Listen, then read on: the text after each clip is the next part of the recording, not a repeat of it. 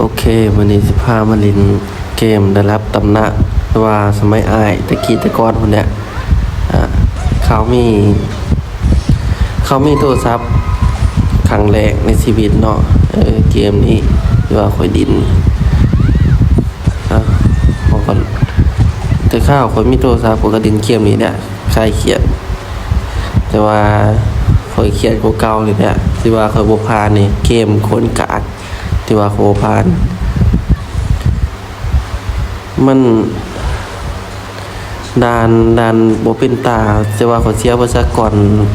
เกือบ10กว่าโตเลยมาด่านเมืองตี้นี่มึง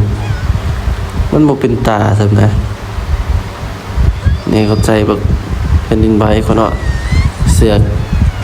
ยิงบ่ถึกโตเอ้ยสั้นน้อยเดียว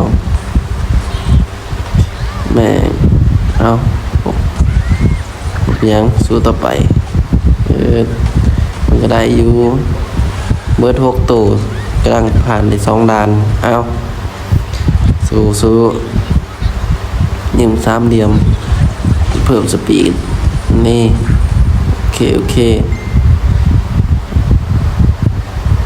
มายิงแบบลุ่มดำลุ่มดำซื้อเอาบุหูตั้งที่ถังซื้อเนาะเอ้าพอดีก็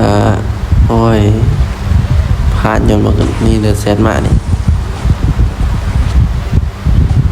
please เอ้ยผ่านมาดิเลือด2 จุดโอ้ว่าสิบาทคืนกูไปจำแม่ง